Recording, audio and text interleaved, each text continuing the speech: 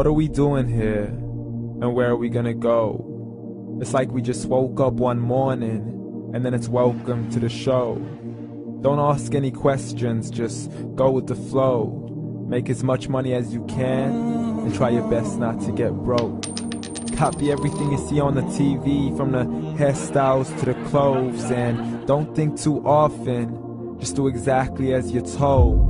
And if you ever get confused, then just turn towards the alcohol. You'll still hear your thoughts, then just turn up the radio as you learn to live a lifestyle of drugs, sex, and rock and roll. But in all honesty, I just need to know, is there more to the cycle than growing and getting old? Living and dying just to leave behind a happy home and a whole lot of property that somebody else is going to own.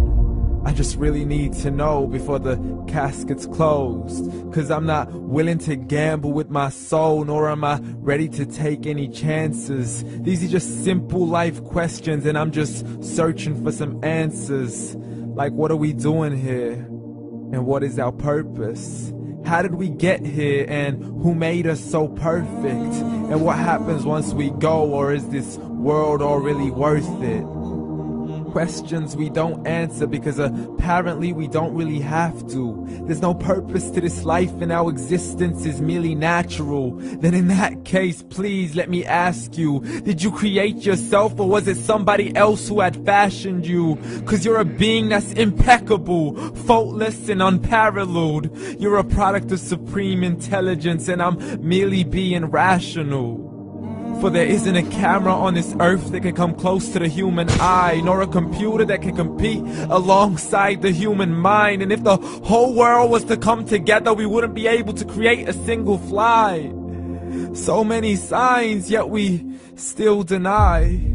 As science tries to justify that all this could come from none, when it's a simple sum. 0 plus 0 plus 0 cannot possibly ever give you 1. So from where did all this order come? For everything has its origins, a maker, a creator of its own. I mean, the only reason you're watching this video is because somebody had to press upload.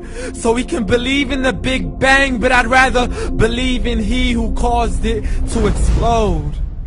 Allah, the creator of everything along with every single soul. The ever-living, the master, the only one who is in control. Unlike his creation, beyond our imagination. And no, he's not a man, nor does he have any partners in association. He's on his own. And no, he did not ever leave us alone. Just like every manufacturer, he left us with an instruction manual. The Quran and Islam, and I'm sorry to jump to conclusions, but it's the only one possible.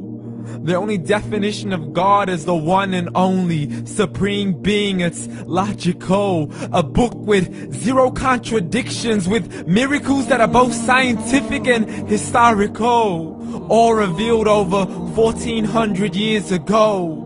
Like the detailed description of the human embryo. The descriptions of the human embryo in the Quran cannot be based on scientific knowledge in the 7th century. To the mountains as pegs holding firm the earth below, and the 2 seas that don't mix in a complete separate flow. To the planets in orbit, alternating night and day as they stay in flow. The expansion of the universe and the creation of everything from H2O. To the stories of the past and the preservation of Pharaoh. To identifying the lowest point in the land where Persia defeated Rome. The gushing fluid that created man in the glands between the ribs and the backbone. And not a word has changed, it's still the same. So please explain how all this was known over 1400 years ago. To a man who couldn't read or write, as he would recite whatever the angels spoke. And if you still don't believe, please try to come up with something that's even close. But you can't, so we took God as a mockery and his messengers as a joke. Muhammad could not read or write. How's somebody who can't read or write gonna start a religion? Dismiss these scriptures as legends and tales of the ancient folk, as we live life according to our whims, desires, and hopes. saying this life is the only home we will ever know. We will live then die, then simply turn to bones. YOLO!